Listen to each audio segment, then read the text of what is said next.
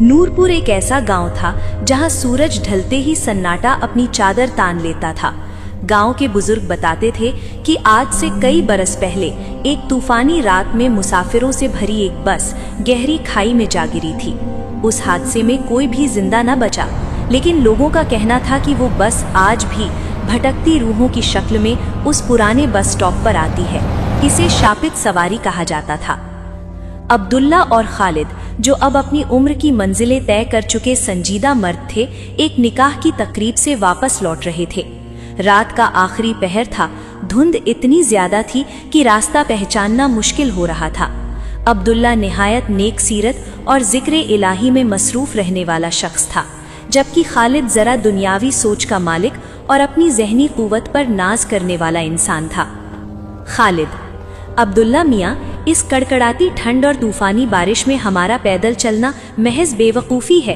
काश कोई जरियाए सफ़र मिल जाता। अब्दुल्ला: खालिद मियाँ, सब्र से काम लो।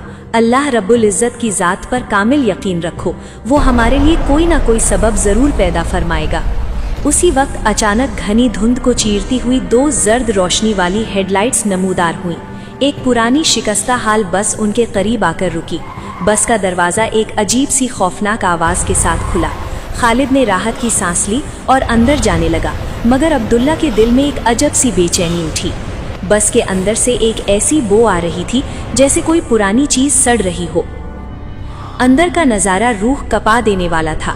बस में कुछ लोग बैठे थे, मगर सबके सर झुके हुए थे। कोई हरकत नहीं, कोई बातचीत नहीं। ड्राइवर ने आहिस्ता से अपनी गर्दन मोड़ी। उसका आधा चेहरा झुलसा हुआ था और उसकी आंखों में कोई नूर न था, सिर्फ गहरी तारीकी थी। ड्राइवर, एक मतरूक आवाज में, सवार हो जाओ, मंजिल करीब है। अब्दुल्ला ने भांप लिया कि ये कोई इंसानी खेल नहीं बल्कि शैतानी फरेब है। उसने फौरन अपने दिल में आयतुल कुर्सी का विर्द शुरू कर दिया। जैसे ही बस आगे बढ़ी, उसकी रफ्तार गैर तबई तौर पर तेज हो गई। उसने गांव का रास्ता छोड़ दिया और वीरान जंगल की तरफ मुड़ गई, जहां सिर्फ पुराने कब्रिस्तान की टूटी हुई कब्रें नजर आ रही थीं। खालिद ने जब खिड़की से बाहर झांका तो उसकी चीख निकल गई। कब्रों से साए निकलकर बस के साथ साथ दौड़ रहे थे। खालिद कांपते लहजे में: अब्दुल्ला, ये ड्राइवर हमें कहाँ ले जा रहा है? ये लोग कौन हैं? इनका जिस्म साए की तरह क्यों है? अब्दुल्ला: खालिद, होश से काम लो, ये शैतानी साए हैं। डरो मत, सिर्फ उस जात से लौ लगाओ जो कायनात का मालिक है। अचानक बस के अंदर बैठे मुसाफिर अपनी असली हौलनाक शक्लों में आने लगे। ड्राइवर की हंसी पूरी बस में एक हौलनाक गूंज की तरह फैल गई। आज हमें नई रूहें मिल गईं, उसने चीख कर कहा। अब्दुल्ला ने अपनी आंखें बंद की, खालिद का हाथ मजबूती से थामा और निहायत बुलंद और पुरअसर आवाज में अजान देनी शुरू कर दी। अल्लाहु अकबर, अल्लाहु अकबर। जैसे ही तकबीर की आवाज गूंजी, बस के शीशे चटकने लगे। वो तमाम साए तकलीफ से तड़पने लगे, जैसे उन पर आग बरस रही हो। बस लरजने लगी और एक जोरदार धमाके के साथ हवा में बिखरने लगी। जब सूरज की पहली किरण ने नूरपुर की सरजमीन को छुआ तो अब्दुल्ला और खालिद खुद को उसी मतरूक बस स्टॉप के पास जमीन पर पड़ा पाया। वहां न कोई बस थी, न कोई डरावने मुसाफिर। परिंदों की चहचहाहट फिजा में गूंज रही थी। खालिद की आंखों से आंसू रवां थे। उसने अब्दुल्ला के हाथ चूम लिए और कहा, अब्दुल्ला भाई, आज आपने मेरी जान ही नहीं, मेरा ईमान भी बचा लिया। मुझे समझ आ गया कि इंसान की जाहिरी बहादुरी महज एक धोखा है। असल कुव्वत और पनाह सिर्फ अल्लाह के जिक्र में है। मेरा नाम हमजा है और मैं पेशे से एक माहिर नफ्सियात हूँ। मेरा काम लोगों के दिमागी उलझाव सुलझाना है, लेकिन मेरी अपनी जिंदगी में एक ऐसी गुत्थी उलझ गई जिसे सुलझाते सुलझाते मैं खुद पागलपन की दहलीज तक जा पहुंचा। ये वाकया आज से ठीक 1 साल पहले का है, जब मैं इस्लामाबाद के करीब एक मेडिकल कॉलेज में लेक्चर देकर देर रात घर लौट रहा था। आसमान पर काली घटाएं छाई हुई थीं और बूंदाबांदी शुरू हो चुकी थी। मैं अपनी गाड़ी की रफ्तार तेज किए हुए था, क्योंकि वो सड़क जिसे हजारा मोटरवे का पुराना हिस्सा कहा जाता है, अपनी वीरानी की वजह से बदनाम थी। अचानक मेरे फोन की घंटी बजी। जैसे ही मैंने मोबाइल उठाया, मेरी नजर सड़क के ऐन दरमियान खड़ी एक लड़की पर पड़ी। इससे पहले कि मैं ब्रेक मारता, एक जोरदार टक्कर हुई और वो लड़की गाड़ी के बोनट से टकराकर दूर जा गिरी। मैं हाँफता हुआ गाड़ी से उतरा। वो लड़की सड़क पर बेहिस्सो हरकत पड़ी थी। उसका सफेद लिबास खून से तर हो रहा था। मैंने उसे मरने से बचाने के लिए गाड़ी की पिछली सीट पर लिटाया और करीब के अस्पताल की तरफ भागा। मैं बार बार बैक मिरर में उसे देख रहा था कि कहीं उसकी सांसें ना रुक जाए। अचानक जो मैंने देखा उसने मेरे खून को मुंजमद कर दिया। वो लड़की जो चंद लम्हे पहले मरने के करीब थी, वो एकदम किसी मशीनी अंदाज में उठकर बैठ गई। उसका चेहरा अब वो नहीं था। उसकी आंखें सफेद हो चुकी थीं और जबड़े से खून रिसता हुआ एक शैतानी हंसी में बदल गया। मेरी आंखों के सामने अंधेरा छा गया और गाड़ी बेकाबू होकर एक खाई की तरफ मुड़ गई। मुझे इसके बाद का कुछ याद नहीं कि मैं कैसे बचा, लेकिन इस वाकये ने मुझे जहनी तौर पर मफलूज कर दिया था। कई माह के इलाज के बाद जब मैंने दोबारा अपना क्लिनिक खोला तो एक सर्द दिसंबर की शाम क्लिनिक बंद करने के वक्त एक लड़की अंदर दाखिल हुई। उसका नाम जारा था। वो देखने में बहुत मासूम थी, लेकिन उसकी मौजूदगी में पूरे कमरे का दर्जा डॉक्टर साहब, मुझे मेरे मरे हुए बाप नजर आते हैं। उसने दबी आवाज में कहा। डॉक्टर साहब, वो कभी सीढ़ियों पर खड़े होते हैं और कभी मेरे बेडरूम में आ जाते हैं। डॉक्टर साहब, कभी कभी खिड़कियों से मुझे देख रहे होते हैं। डॉक्टर साहब, मुझे मेरे मरे हुए वालिद नजर आते हैं। वो कभी सीढ़ियों पर खड़े होते हैं तो कभी मेरे बेडरूम की खिड़की से मुझे घूरते हैं। उसकी बातों में ऐसा जादू था कि मैंने उसकी मदद करने का फैसला किया। हालांकि मेरा दिल कह रहा था कि कुछ गलत है। वो मुझे अपने घर ले जाने के लिए आई थी। हम उसी वीरान शाहराह की तरफ निकल पड़े जहां मेरा वो हादसा हुआ था। रास्ते में वो खामोशी से मुझे देखती रही और मुस्कुराती रही, ऐसी मुस्कुराहट जो रूह कंपा दे। हम शहर से दूर एक पुरानी और बोसीदा हवेली के सामने रुके। वो हवेली नहीं बल्कि किसी कदीम मकबरे जैसी लग रही थी। जारा ने कहा कि वो गेट बंद करके आती है, मैं अंदर चला जाऊं। जैसे ही मैं हवेली के बरामदे में पहुंचा, एक बूढ़ा आदमी लालटेन लिए मेरे सामने आ खड़ा हुआ। मैंने डरते डरते पूछा, जारा के साथ आया? वो कहाँ है? मैं जारा के साथ आया हूँ, वो कहाँ है? बूढ़े की आंखों में आंसू आ गए और उसने कपकपाती आवाज में कहा, साहब, जारा तो 2 साल पहले मर चुकी है। बेटा, वो तो 2 साल पहले ही मर गई थी। इस हवेली में मेरे सिवा कोई जिंदा इंसान नहीं रहता। मेरा सर चकराने लगा। उस बूढ़े ने बताया कि 2 साल पहले 3 दरिंदे सिफत लड़कों ने, जिनका सरगना फारिस नाम का एक क्रिकेटर था, जारा की इज्जत पामाल की और उसे उसी सड़क पर मरने के लिए छोड़ दिया। जब वो उसे मिली तो उसकी हालत ऐसी थी कि वो बाप होकर भी उसे इस तकलीफ में ना देख सका और उसने अपने हाथों से अपनी बेटी का गला घोंटकर उसे हमेशा की नींद सुला दिया। बूढ़े ने बताया कि जारा की रूह ने उन तीनों लड़कों को तड़पा तड़पा कर मार डाला और आखिर में उसने अपने बाप को भी माफ नहीं किया, क्योंकि वो भी एक कातिल था। ये सुनते ही वो बूढ़ा मेरी आंखों के सामने गायब हो गया और हवेली से हौलनाक कह कहे गूंजने लगे। मैं वहां से अपनी जान बचाकर भागा।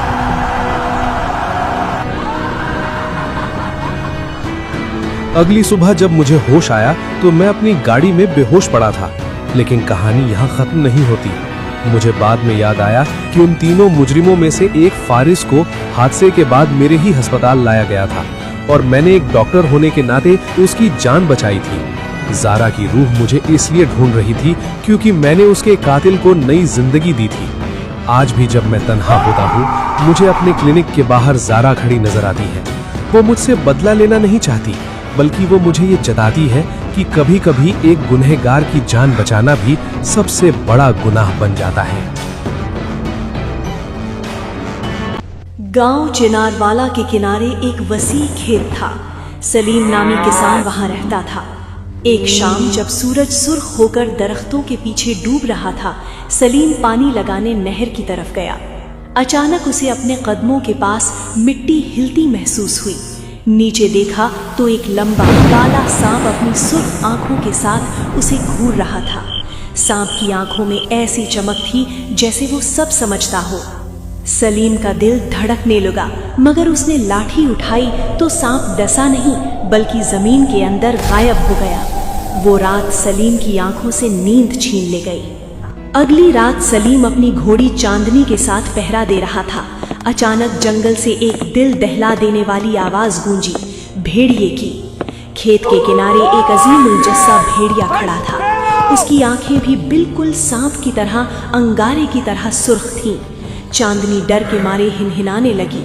जैसे ही सलीम ने खुदा का नाम लिया, वो भेड़िया हवा में धुएं की तरह विलीन हो गया। तीसरे दिन की सुबह फिजा बोझिल थी। आसमान पर काले बादलों का डेरा था। सलीम अपने 2 तवाना बैलों के साथ खेत में हल चला रहा था। हल की भाल जब जमीन के सीने को चीरती तो मिट्टी से एक अजीब सी सड़न भरी महक उठती। अचानक चलते चलते बैल रुक गए। सलीम ने उन्हें हाँकने की कोशिश की, मगर उनके पैर जैसे जमीन में गड़ गए थे। तभी सामने से एक दैत्याकार सियाह बैल नमूदार हुआ। उसके सींग खंजर की तरह तेज और आंखें खून की तरह लाल थीं। उसने जमीन पर जोर से पांव मारा तो ऐसा लगा जैसे जलजला आ गया हो। सलीम पीछे हटा और देखते ही देखते वो बैल आग की लपटों की तरह हवा में गायब हो गया। अब सलीम को यकीन हो गया कि ये कोई रूहानी ताकत है। चौथी शाम जब सलीम घर लौट रहा था, एक काली लोमड़ी ने उसका रास्ता रोका। लोमड़ी ने इंसानी लहजे में कहा, ये जमीन हमारी है, तुमने इसे छीन लिया है। सलीम के पैर कांपने लगे। ये वही जमीन थी जो उसने एक बेसहारा बेवा औरत से उसकी मजबूरी का फायदा उठाकर कौड़ियों के दाम खरीदी थी। लोमड़ी की आंखों में इंतकाम की आग थी। 5वीं रात जब आसमान पर पूरा चांद था, सलीम अपने खेत के बीचों बीच अकेला खड़ा था। अचानक चारों जानवर, सांप, भेड़िया, बैल और लोमड़ी उसे घेर कर खड़े हो गए। वो सब एक साथ गरजदार आवाज में बोले, जमीन अमानत होती है और जमीन पर किया गया जुल्म कभी फलता नहीं। एक पल में वो चारों जानवर एक सायादार बुढ़िया की शक्ल में तब्दील हो गए। वही बेवा औरत, उसकी आवाज गूंजी, तूने मेरी मजबूरी को अपनी जागीर समझा, अब ये मिट्टी तुझे निगल जाएगी। जमीन फटने लगी और सलीम घुटनों के बल गिर गया। वो खौफ से चीखा, मुझे माफ कर दो, मैं जमीन वापस कर दूंगा। अगली सुबह गांव वालों ने देखा कि सलीम खेत में बेहोश पड़ा था। जब उसे होश आया तो उसके सारे बाल दूध की तरह सफेद हो चुके थे। उसने फौरन वो जमीन बेवा के बेटों के नाम कर दी और हमेशा के लिए वो गांव छोड़ दिया। जुल्म की टहनी कभी फलती नहीं। जो दूसरों की मजबूरी को सीढ़ी बनाता है, वो आखिर में खुद ही गिरता है। आज भी लोग कहते हैं कि जो शख्स किसी का हक मारता है, उसे अंधेरी रातों में वो सुर्ख आंखें आज भी नजर आती हैं।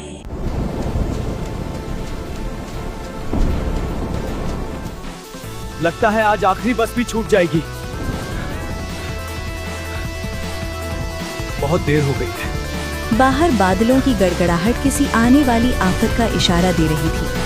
बिजली कड़कती तो ऐसा लगता मानो आसमान का सीना चीरकर कोई रोशनी जमीन पर वार कर रही हो। मूसलाधार बारिश ने शहर की रफ्तार थाम दी थी। आर्यन के लिए आज का दिन किसी आजमाइश से कम नहीं था। दफ्तर की फाइलों ने उसे इतना उलझाया कि जब उसने घड़ी देखी तो होश उड़ गए। आधी रात करीब थी। आर्यन, अगर ये आखिरी बस भी निकल गई तो इसी बारिश में यही दम तोड़ना पड़ेगा। उसने खुद से बुदबुदाते हुए अपना बैग कंधे पर टांगा और बस स्टॉप की सिम्फ दौड़ लगा दी। गलियों में सन्नाटा ऐसा था कि खुद के जूतों की आवाज भी किसी के पीछा करने का गुमान पैदा कर रही थी। आर्यन जब स्टॉप पर पहुंचा तो आखिरी बस रेंगना शुरू कर चुकी थी। उसने अपनी पूरी तवानाई जमा की और एक लंबी छलांग लगाकर बस के पायदान को पकड़ लिया। सांसें उखड़ी हुई थीं और जिस्म पसीने और बारिश के पानी से सराबोर था। दरवाजे पर खड़े होकर उसने एक गहरा सांस लिया। बस के अंदर का मंजर बड़ा अजीब था। पूरी बस खाली पड़ी थी। सन्नाटा इतना गहरा था कि इंजन की गड़गड़ाहट भी किसी मातम की सदा जैसी लग रही थी। आर्यन घसीटते हुए अपनी पसंदीदा खिड़की वाली सीट पर जा बैठा। बाहर बारिश की बूंदें शीशे पर टकराकर ऐसे गिर रही थीं जैसे कोई खूनी आंसू बह रहे हों। थकावट ने उसे अपनी आगोश में लिया और उसकी आंखें मूंद गईं। मुश्किल से 2-4 मिनट ही गुजरे होंगे कि आर्यन की आंख एक अजीब सी सरसराहट और फुसफुसाहट से खुली। उसने जैसे ही पलकें उठाईं, उसके बदन में एक सिहरन दौड़ गई। बस अब खाली नहीं थी, वो लोगों से खचाखच भरी हुई थी। मगर ये मंजर देखकर उसका दिल डूबने लगा। बस में मौजूद दर्जनों लोग बिल्कुल साकित बैठे थे। कोई अपनी जगह से हिल नहीं रहा था, कोई बात नहीं कर रहा था। सबकी निगाहें सामने की तरफ जमी हुई थी, जैसे वो किसी गहरे सहर या मंत्र के असर में हो। आर्यन ने घबराकर अपने माथे का पसीना पोंछा। उसे लगा शायद उसकी थकावट उसे धोखा दे रही है। उसने दोबारा सर पीछे टिका दिया और गहरी नींद की वादियों में उतर गया। मगर जब दोबारा बस को एक झटका लगा और उसकी आंख खुली तो मंजर फिर बदल चुका था। बस एक बार फिर बिल्कुल वीरान और खाली थी। न वो हुजूम था, न वो सरसराहट, बस वही पुराना खौफनाक सन्नाटा और बाहर बरसती बारिश। वो लोग कहाँ गए? अभी तो यहाँ तक डरने की जगह नहीं थी। अचानक उसे एक कड़वी और तेज बू महसूस हुई। बीड़ी का गाढ़ा धुआं उसकी आंखों के सामने तैरने लगा। आर्यन ने गर्दन घुमाई तो देखा कि उसके बिल्कुल साथ वाली सीट पर एक बूढ़ा शख्स बैठा था। उसका चेहरा झुर्रियों का जाल था और आंखें पीली पड़ चुकी थीं, जैसे बरसों से सोई न हो। बेटा 30 साल। बूढ़े की आवाज किसी कब्रिस्तान की गूंज जैसी भारी थी। 30 साल से इस बस में सफर कर रहा हूँ। बेटा 30 साल। आधी रात के बाद कोई भी इस बस में सफर नहीं करता। बेटा ये क्या कह रहे हैं बाबा?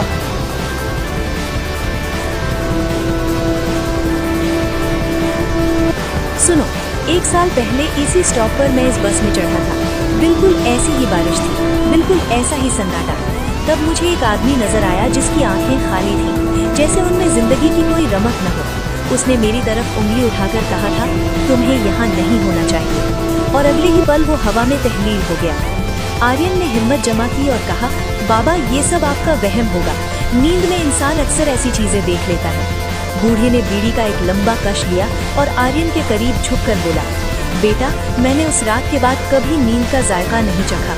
वो आवाज आज भी मेरे कानों में हथौड़े की तरह बजती है। और याद रखना, उस रात ये बस रुकी भी नहीं थी, फिर भी वो मुसाफिर गायब हो गया था। आर्यन का दिल अब तेजी से धड़क रहा था। वो उस बूढ़े के पास से उठकर थोड़ा दूर जाकर बैठ गया। खौफ के मारे उसने फिर आंखें मूंद ली, लेकिन जब चंद लम्हों बाद उसकी आंख खुली तो वो बूढ़ा वहाँ नहीं था। बीड़ी का धुआं तक हवा से रुखसत हो चुका था। अब उसके सामने वाली सीट पर एक लंबा चौड़ा आदमी बैठा था, जिसने चेहरे के सामने अखबार फैलाया था। रात की इस पहर इस खौफनाक बस में अखबार पढ़ना किसी भी तरह मुमकिन नहीं लग रहा था। भाई साहब, आर्यन ने कांपती आवाज में पुकारा।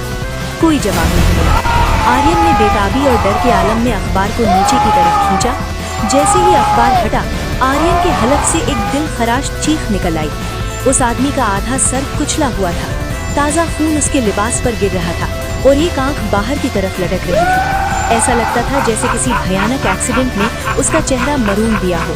उसकी रूहानी और खाली आंखें आर्यन के वजूद को चीर रही थीं। आर्यन ने खौफ से आंखें बंद कर लीं और सीट पर दुबक गया।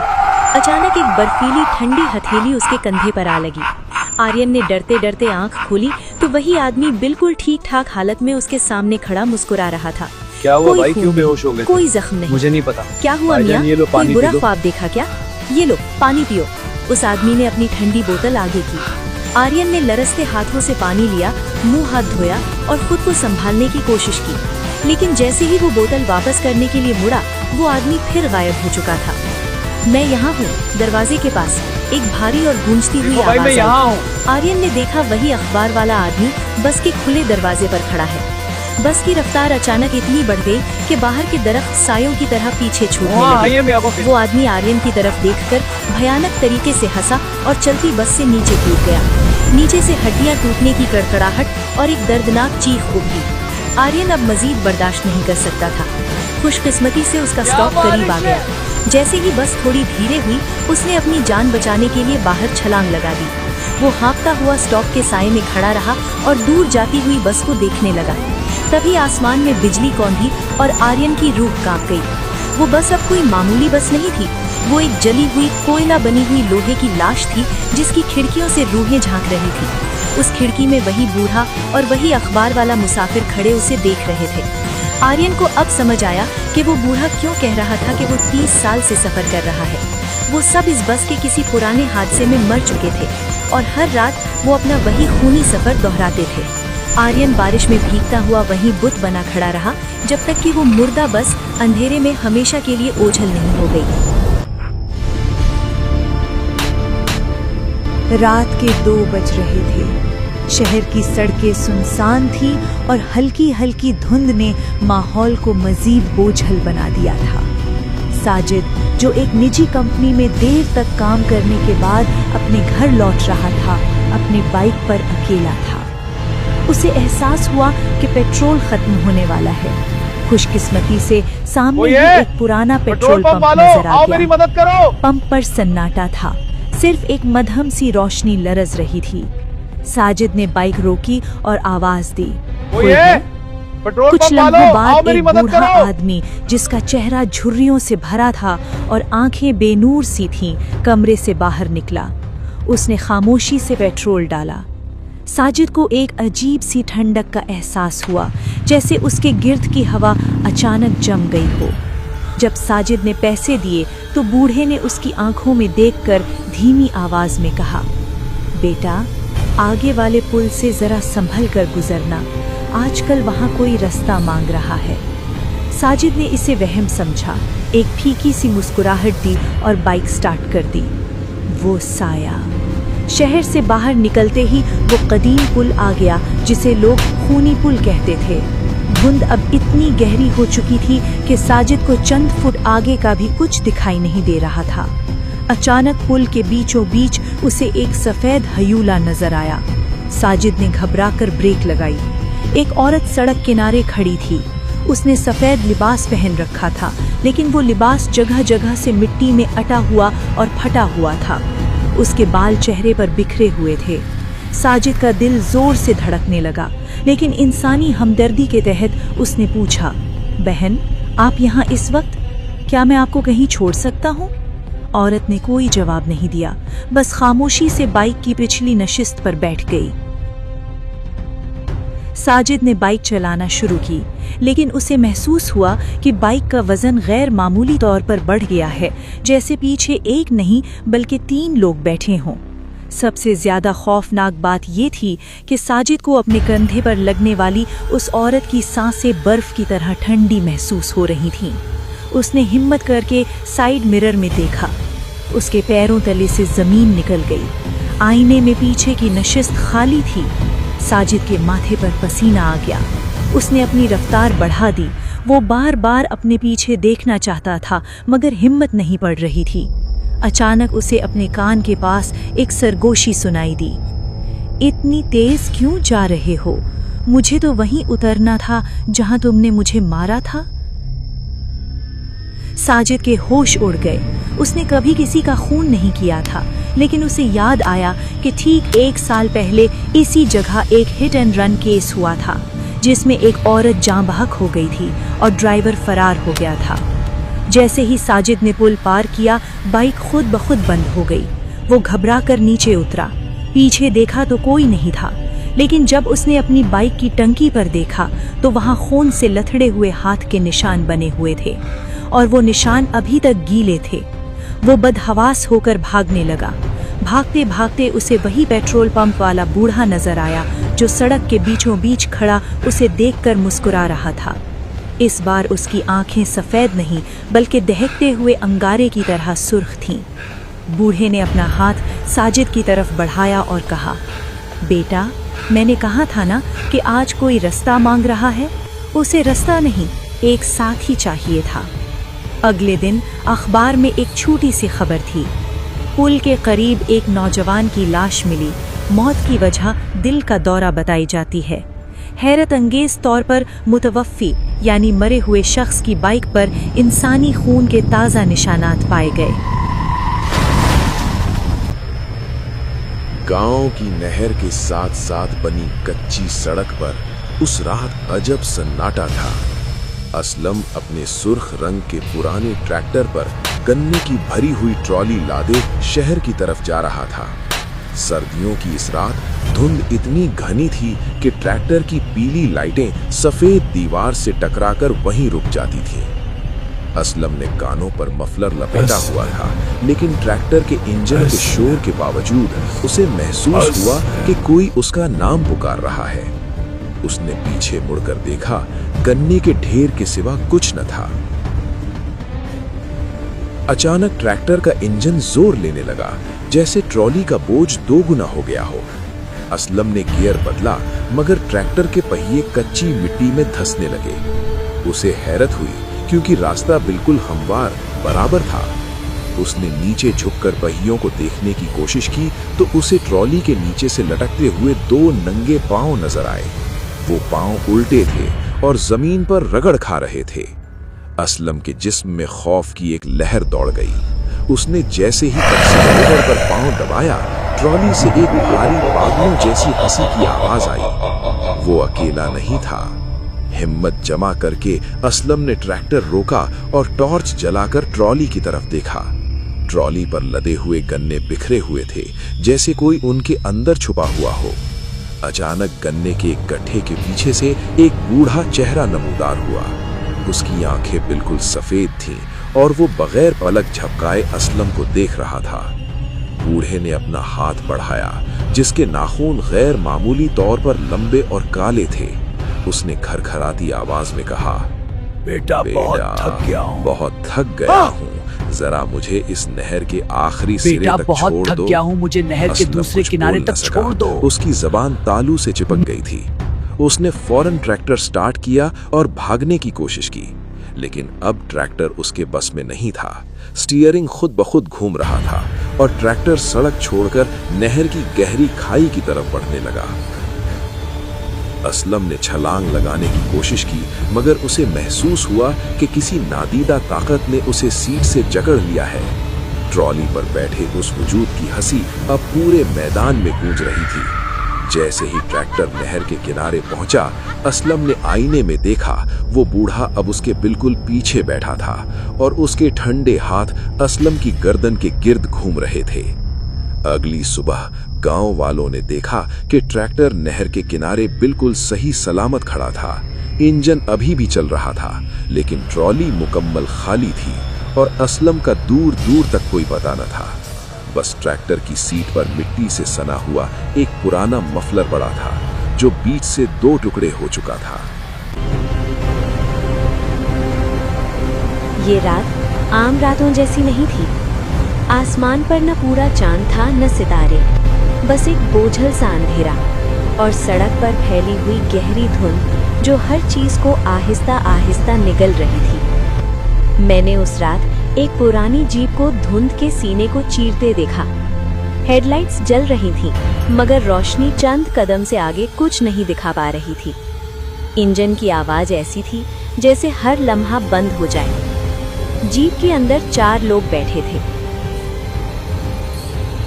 इन सब के साथ एक बुजुर्ग, सफेद दाढ़ी, पुराना कोट और आंखों में अजीब सी गहराई, ऐसी गहराई जो रात से भी ज्यादा खामोश थी।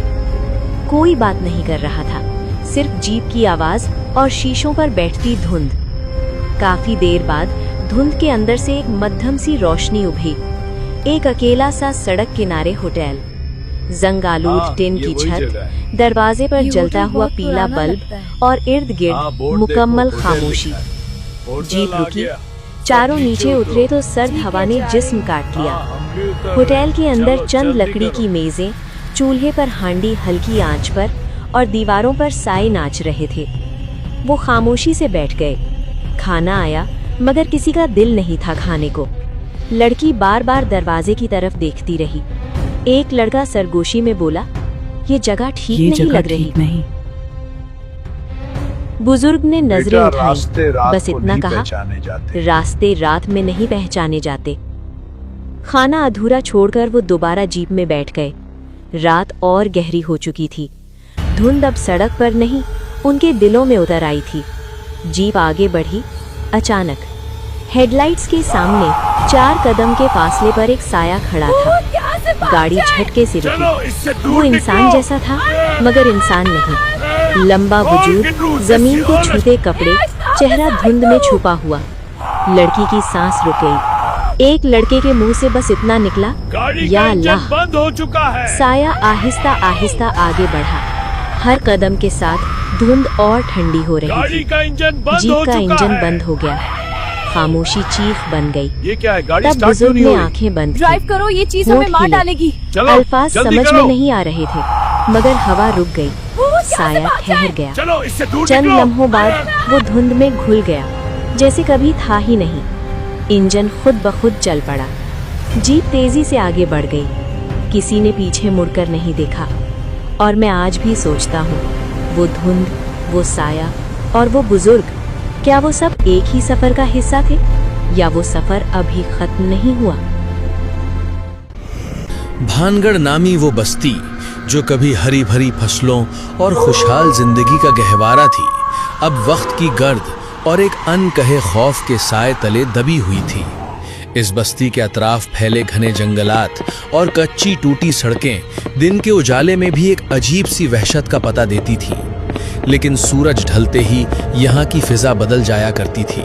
रात होते ही एक ऐसा हौलनाक सन्नाटा छा जाता जैसे पूरी बस्ती किसी नादीदा आसेब के आहनी शिकंजे में जकड़ी गई हो। गुज़िश्ता कुछ अरसे से इस बस्ती की तकदीर बद से बदतर हो चुकी थी, क्योंकि रात की तारीकी में यहाँ के बासी एक एक करके पुरस्रार तौर पर गायब होने लगे थे। न कोई चीख सुनाई देती, न जद्दोजहद का कोई निशान मिलता। बस सुबह के वक्त जमीन पर एक स्याह जला हुआ धब्बा बाकी रह जाता, जो इस बात की अलामत था कि रात की तारीकी ने एक और जिंदगी निगल ली है। जैद, जो बरसों पहले इस बस्ती को छोड़कर शहर की रंगीनियों में गुम हो चुका था, अपने वालिद के अचानक इंतकाल के बाद यहाँ लौटने पर मजबूर हुआ। उसे अपने आबाई मकान और उससे जुड़ी वसी जमीन के कागजात की मुंतकली के लिए इस वीरान बस्ती का रुख करना पड़ा। जब वो एक पुरानी टैक्सी में सवार भानगढ़ की हुदूद में दाखिल हुआ तो शाम की धुंधली रोशनी और फिजा में फैली खुनकी ने उसका इस्तकबाल किया। टैक्सी ड्राइवर की खामोशी और उसके चेहरे पर फैला तनाव साफ बता रहा था कि वो जल्द अज जल्द इस मनहूस जगह से निकल जाना चाहता है। उसने खामोशी से गाड़ी चलाते हुए जैद को इशारों कनायों में खबरदार किया कि रात के पहर चौखट से बाहर कदम रखना मौत को दावत देने के मुतरादिफ है। जैद ने जब गाड़ी की खिड़की से बाहर देखा तो सड़क के किनारे खड़े कदीम दरख्तों के साए उसे किसी देव कामत ह्यूले की मानिंद महसूस हुए, जो उसे घूर रहे हों।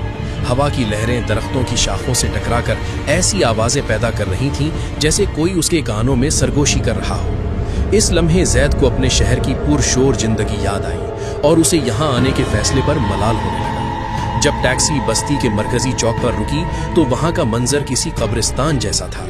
न कोई दुकान खुली थी, न ही कोई इंसान नजर आ रहा था।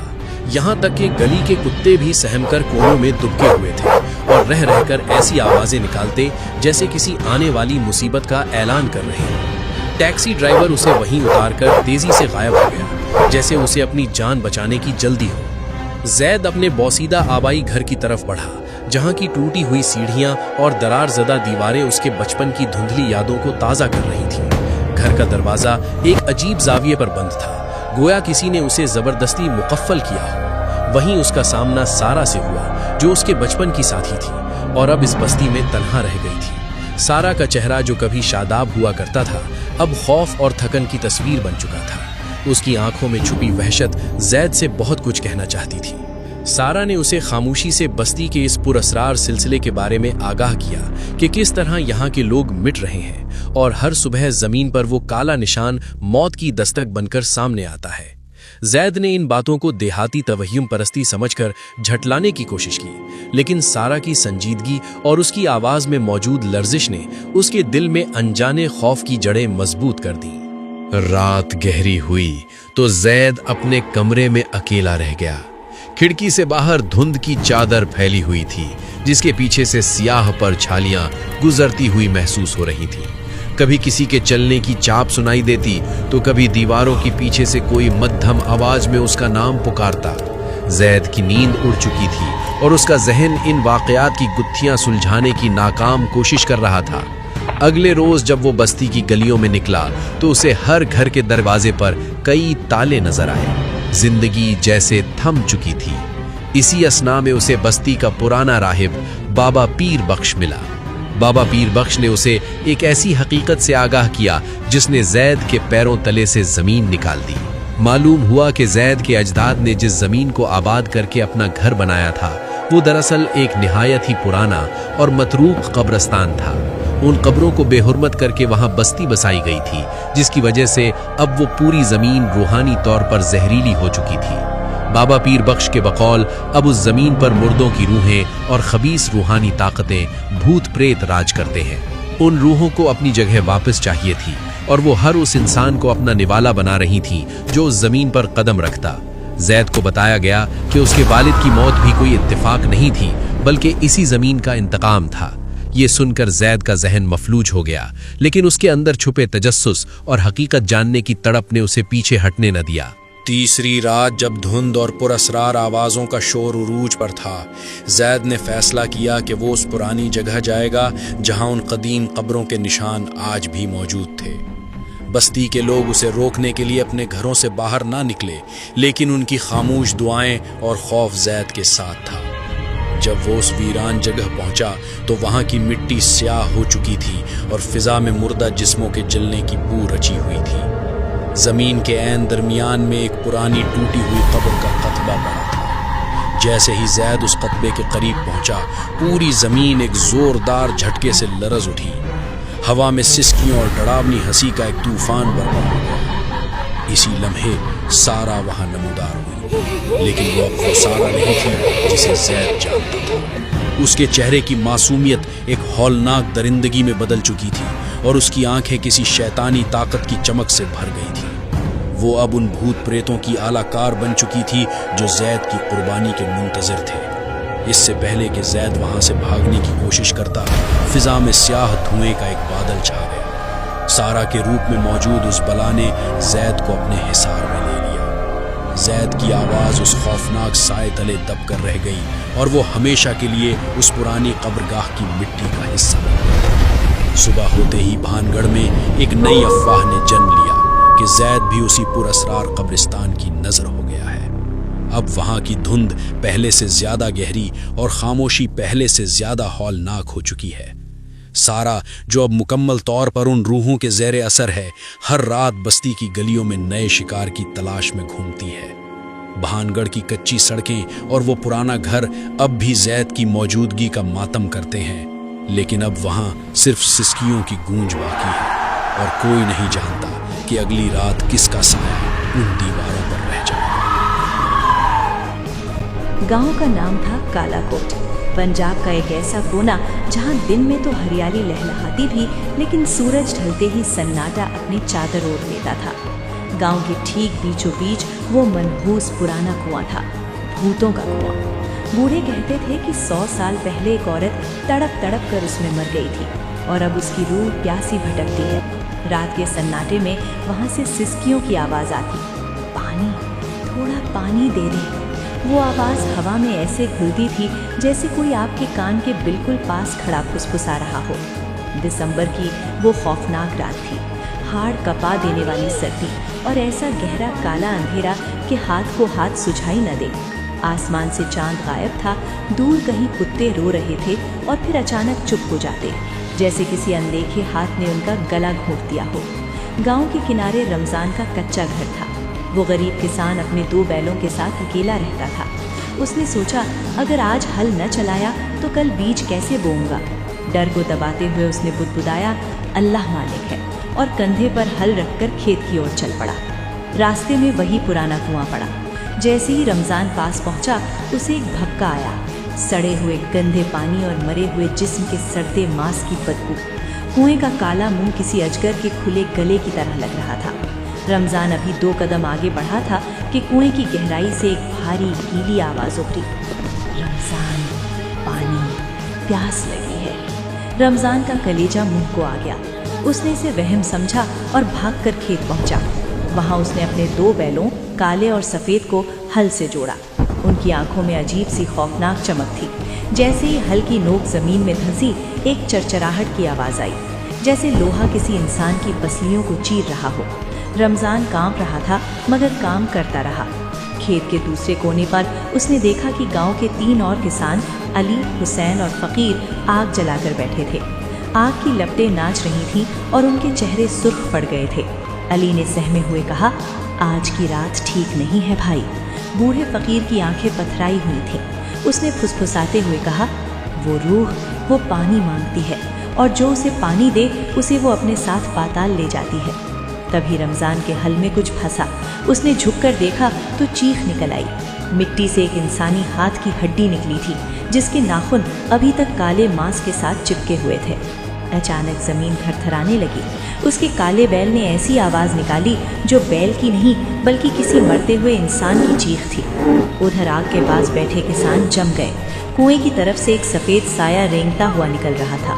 वो एक औरत थी जिसके लंबे बाल जमीन पर खिसट रहे थे और लिबास से कीचड़ टपक रहा था। पानी, मेरा पानी लौटा दो। वो साया हवा में तैरता हुआ रमजान की तरफ बढ़ा। रमजान के बैल पागल हो गए और उसे हल समेत घसीटते हुए अंधेरे की तरफ ले भागे। आग के पास बैठे अली ने चीखना चाहा, लेकिन उसकी आवाज हलक में ही फंस गई। आग अचानक नीली पड़ गई और फिर बुझ गई। अंधेरे में उन्हें महसूस हुआ कि ठंडे चिपचिपे हाथ उनके टखनों को पकड़ रहे हैं। जमीन फटने लगी और राख के बीच से वही सफेद मटमैला चेहरा निकला। उसकी आंखें नहीं थी, सिर्फ 2 काले गड्ढे थे। तुमने आग जलाई, अब तुम मेरी प्यास बुझाओगे। रमजान कुएं के मुहाने पर गिर पड़ा। उसने ऊपर देखा तो वो औरत उसके ठीक ऊपर खड़ी थी। उसके चेहरे की खाल लटकी हुई थी और उंगलियों से खून टपक रहा था। उसने रमजान का गला दबोच लिया। रमजान की चीख कुएं की गहराई में दफन हो गई। बाकी तीनों किसान भी अदृश्य शक्तियों द्वारा खींचकर उसी काले कुएं में डाल दिए गए। एक जोरदार धमाका हुआ और फिर सब शांत। सुबह जब गांव वाले पहुंचे तो मंजर रूह कपा देने वाला था। खेत में हल खड़ा था जिस पर ताज़ा खून और मांस के लोथड़े चिपके थे। कुएं का पानी जो कल तक नीचे था आज लबालब भरा था, लेकिन वो पानी नहीं, गाढ़ा सुर्ख खून था। आज भी कालाकोट के लोग कहते हैं कि रात को उस खेत में हल मत चलाना और कभी आग मत जलाना, क्योंकि वो रूह आज भी पूछती है कि अगला कौन। Like, comment, share, and subscribe.